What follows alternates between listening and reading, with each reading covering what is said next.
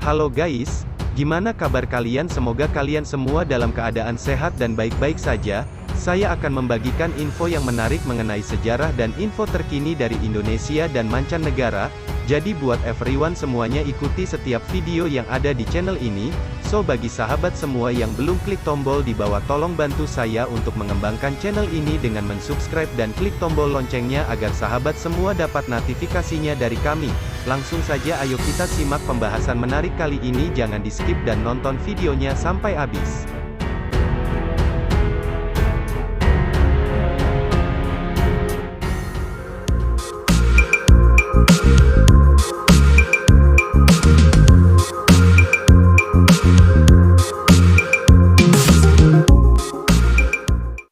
Seperti yang kita ketahui, jika pada masa sebelum kekuatan Eropa Barat mampu menguasai daratan dan perairan Asia Tenggara, nama Nusantara adalah nama yang sekarang kita kenal sebagai Indonesia, terdiri dari pulau-pulau yang kaya dengan sumber daya alamnya.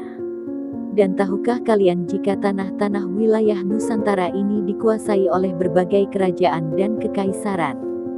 Para kerajaan-kerajaan tersebut hidup berdampingan dengan damai, sementara di lain waktu mereka berada pada kondisi berperang satu sama lain. Itu semua dikarenakan Nusantara pada masa itu belum mengenal rasa persatuan sosial dan politik seperti saat ini, satu negara dan satu bendera Indonesia. Pada masa kerajaan dahulu, jaringan perdagangan terpadu telah berkembang di wilayah ini terhitung sejak awal permulaan sejarah Asia. Terhubung ke jaringan perdagangan itu merupakan aset yang penting bagi sebuah kerajaan dan seorang raja untuk mendapatkan kekayaan dan komoditas, dan sebagai syarat untuk menjadi kekuatan besar dan berpengaruh. Semakin luasnya jaringan perdagangan itu, semakin banyak pengaruh asing berhasil masuk ke Nusantara. Suatu perkembangan yang akhirnya mengarah pada kondisi ingin menguasai sebuah daerah untuk mendapatkan kekayaan alam pada daerah tersebut pada masa itu, atau pada era sekarang lebih dikenal penjajahan. Sumber tertulis adalah pemisah antara masa sejarah dan masa prasejarah, dikarenakan sedikitnya sumber-sumber tertulis yang berasal dari masa sebelum tahun 500 Masehi. Kendala itu pun menjadi alasan sejarah Indonesia dimulai agak terlambat.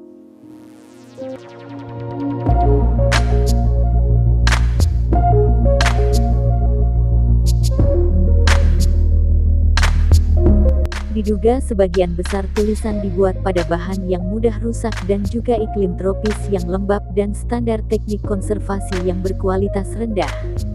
Semua menjadi kendala para peneliti untuk mendapatkan data pada masa itu. Para sejarawan harus bergantung pada inskripsi atau prasasti di batu dan studi sisa-sisa candi kuno untuk menelusuri sejarah paling lama Nusantara.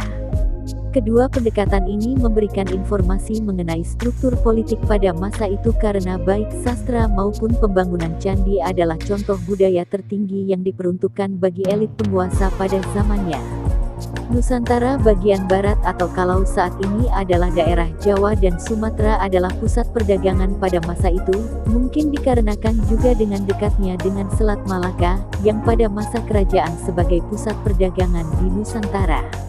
Akibat dari jauhnya dari pusat perdagangan Nusantara, kerajaan-kerajaan dan suku-suku di bagian timur tidak bisa menjadi kekuatan politik yang berpengaruh. Itu pun suatu situasi yang sebenarnya berlanjut hingga hari ini. Mungkin jika saat ini karena biaya transport yang jauh lebih mahal, sehingga berimbas juga pada harga yang harus dibayar, menjadi kendala perdagangan di daerah timur Indonesia agak terhambat.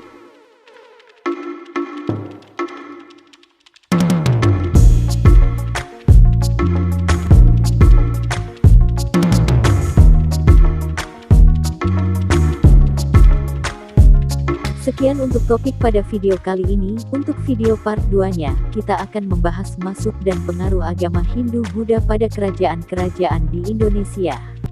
Jadi jangan sampai lewatkan video part 2-nya. Terima kasih, sampai jumpa di video selanjutnya.